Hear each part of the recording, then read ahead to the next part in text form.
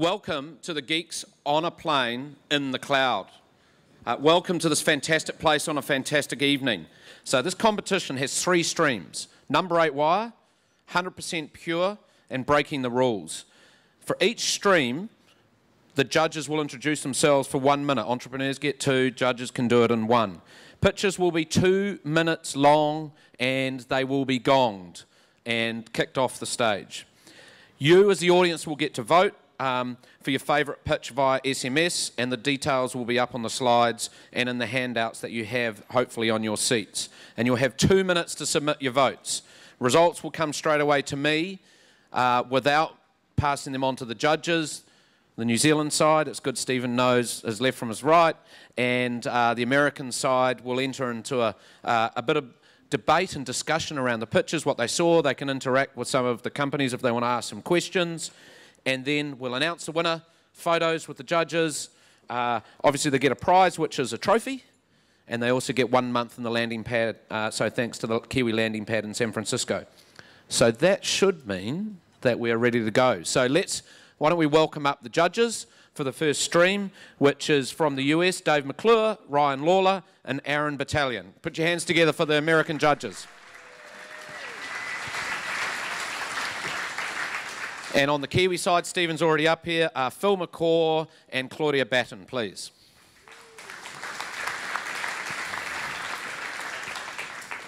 So who's up first on the American side? 1 minute each. I think you're going to be gonged too, so Dave will take up all 3 minutes for all 3 of them. I'm Dave McClure. I'm a founding partner and chief troublemaker at 500 Startups, and I came up with this crazy idea for Geeks on a Plane.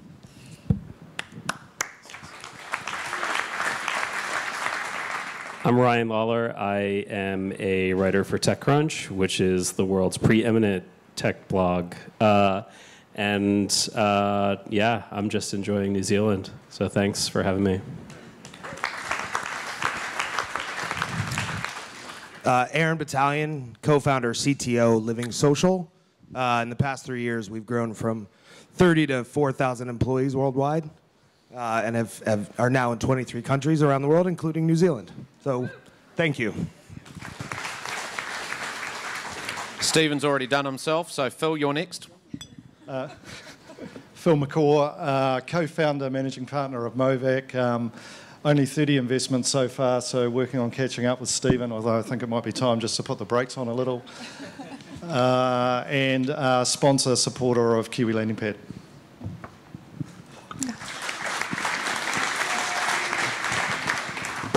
Hi, Claudia Batten. I live in Boulder, Colorado. I'm in New Zealand for the week. I arrived this morning. I'm psyched to be here. I've been in digital media for 11 years now, starting with Massive in-game advertising, and just recently with Victors and Spoils, crowdsourcing advertising agency.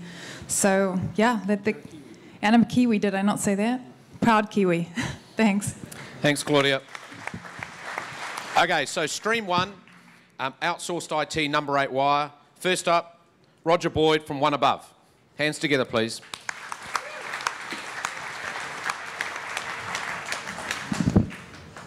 Okay, I was on a flight from Miami to LA in 2001, and a guy passed away.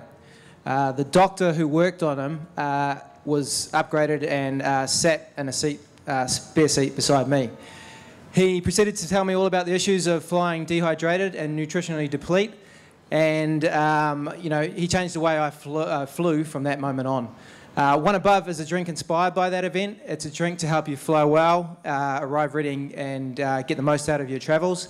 It has an active ingredient called pycnogenol that 58 clinical studies have shown to help reduce both the length and severity of jet lag, along with supporting your circulation to avoid things like DVT. So One Above was launched in December 2010 through our own kiosk at Auckland International Airport. We've since taken a step change and started to sell through convenience stores, cafes, vending machines, pharmacies and hotels. And we have launched into Australia and also launched a 100ml concentrate. That wasn't anything exciting in my pocket. That can be taken through security and added back to water once on the other side. We sell $12.83 per customer at the One Above store, and that's 3 times the price of water. We sell $20 of these on average at the One Above store, which is 5 times the price of water. One Above is currently selling to 2% of exiting passengers in Auckland International Airport. And the exciting thing for us is there's 1.3 billion exiting passengers across the globe. 2% of that is $190 million in turnover. You should invest in One Above if you want proven rate of sales and a company ready to roll. Thanks. Okay, second, James Riddell from Outpost Central. Welcome.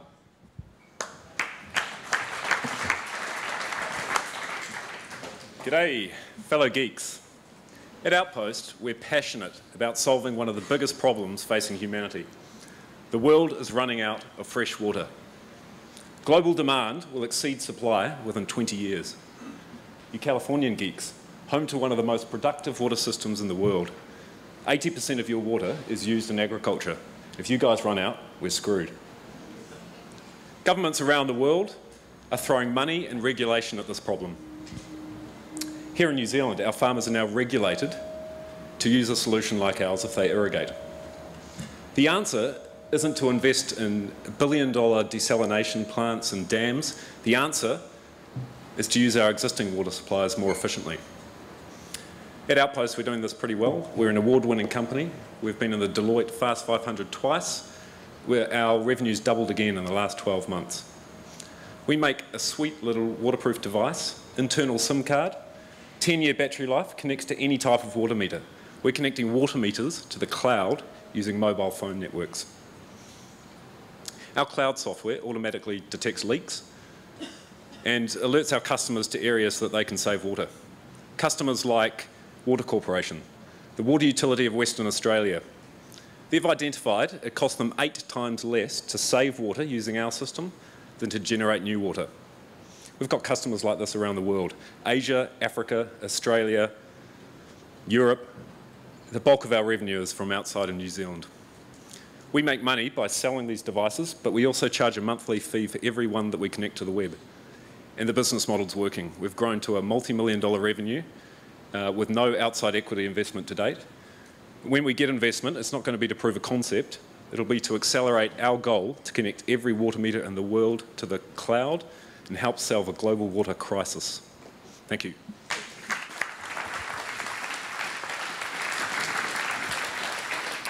Okay, so third in the outsourced IT number 8 wire stream is Chris White from Big Little Bang. Put your hands together, please. Thank you. I'm Chris White, founder of Big Little Bang, a little game studio with a big idea. That media is better when you can take part. What do I mean? If you love a musician or a band and you go to a concert, that's great, but being able to play along with the band, that's better. If you love a TV show, you should be able to take part in that TV show. This is what Big Little Bang delivers, the ability to participate socially in the media that we love most. And we're starting off with kids. Kids online gaming is big business. The tentpole exits are, of course, Club Penguin, acquired by Disney for $350 million, and more recently, Moshi Monsters, whose early investors sold down at a $200 million valuation. But the sector is changing fast. The top 3 online games at the moment are 3D virtual worlds, and mobile platforms are capturing an increasing proportion of gaming times for girls. Big Little Bang aims to capture and retain this rapidly evolving market with a compelling 3D universe that can be accessed through any web browser, iOS, or Android device. The premise of the game is that songs materialize as planets, so kids can explore music as if they're exploring space. Inside of this world, we give kids the tools to be creative and share their creations in a safe way. Things like making music with your friends that you can then download to your desktop, or making a racetrack in space that you can challenge your friends to a race with, or even using a video camera inside the game to record that race that publishes automatically to YouTube. We're rethinking what's possible in online gaming, and we're giving it to kids for free, with premium items available for a small fee. Already we have over 140,000 kids in our beta program, and we're converting those kids at 2.5 times the industry norm. but the greatest advocates of our game are the kids who play it. So I urge you to come up to me after the presentations and grab a free membership card to give to a kid that you know. They understand the market. They'll explain why we are going to win. Thank you. Okay, so thanks, Chris. The last in the outsourced IT number 8 wire is Alexei Duniev from Transcribe Me. Hi, I'm Alexei, the founder of and CEO of Transcribe Me. We convert voice to text. Our unique approach is a hybrid model that combines automation and human labor, and when deployed in a unique way, creates a solution that is superior to anything that you currently see in the transcription market. And this is done amongst 3 key dimensions: speed, accuracy, and cost. And we set out to build a really cool service that excels amongst all 3. So first of all, our transcripts are highly accurate. If you've used existing fully automated services like Siri, you know that you cannot expect word-for-word perfect accuracy. However, Transcribe Me's customers in the market research space, like Ipsos, the world's 3rd largest firm, use Transcribe Me to get perfect output of their focus groups and interviews. The service that we set out to create had to be fast. So we have crowdsourced thousands of people from all over the world that help us process audio in parallel, delivering almost near real-time turnaround. And our customers that value timeliness of their transcripts love this. This includes conference organizers that get out transcripts to their attendees in real time. And finally, our service had to be affordable. And from what we hear from our early adopters in the medical space, Transcribe Me is able to provide voice-to-text services somewhere between 6 and 10 times less than existing providers. And we do that through crowdsourcing and microtasking. So a year ago, this was just an idea. We set out to build both the product and the business. And I'm really happy to say that we have now a fledgling startup with teams in San Francisco and in Auckland. We have, in the last 12 months, raised about $1.5 million US into the business, and part of that is an oversubscribed angel round that we're closing with investors from California, Sand Hill Angels, and Tech Coast Angels. We welcome your interest. Thank you. Thanks, Alexei. Okay, so judges, your opportunity. What did you think? Who's going first? The boss is going first. You know, it's hard to get a lot of ideas across in 2 minutes, but I think we got a good sense for at least most of what those guys were doing. You know, one feedback I would have for everyone is to get quickly to the story of customers if you have them. So I always say if you have traction, lead with traction. So if you're telling me a long story, I'm probably going to be a little less interested in what's going on. But at least 2, maybe even 3 of those 4, it sounded like there were some decent customer use cases. So seems good. Cool, Dave. Who's game on that side? Claudia? I think I've been nominated. Are you going to disclose your conflict now? No, or? not at all. Big Little Bang, I think everyone should give all of their money to. You'll be helping Claudia and the Icehouse, so...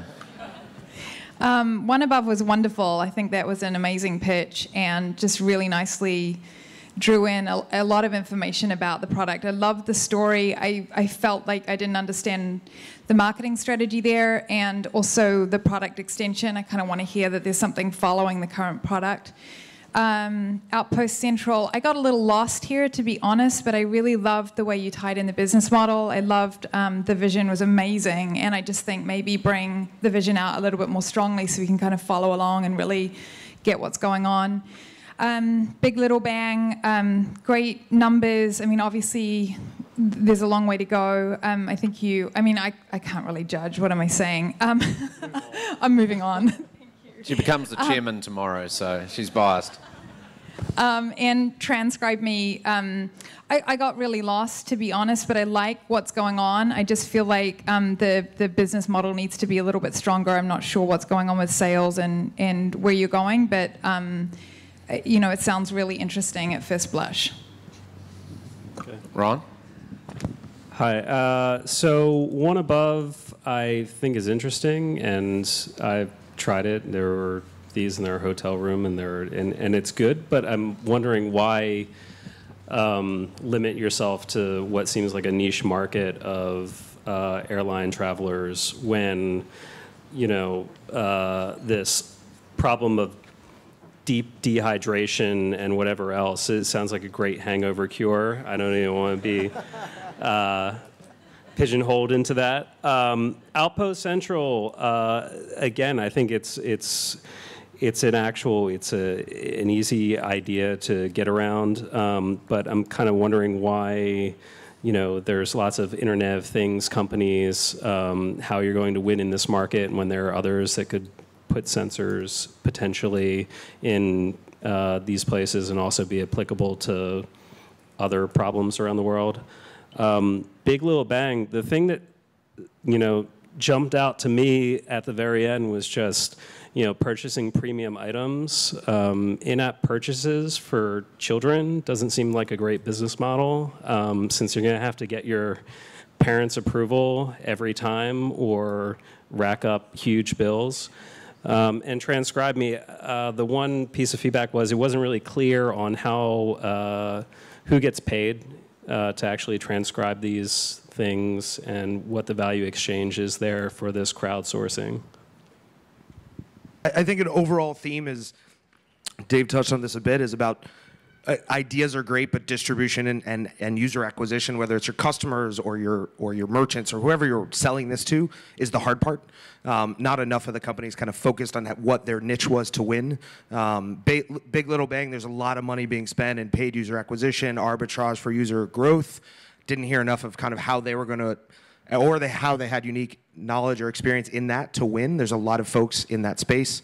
The water meter concept, Outpost Central, very cool. I know there's a charity called Charity Water who's installing wells over the world, and they're installing flow meters so you can actually see the quality. This is a similar idea. I think this is very interesting. Sell it to governments around the world. Your comment about one above, I think, was spot on. Transcribe Me, it's unclear how superior it is.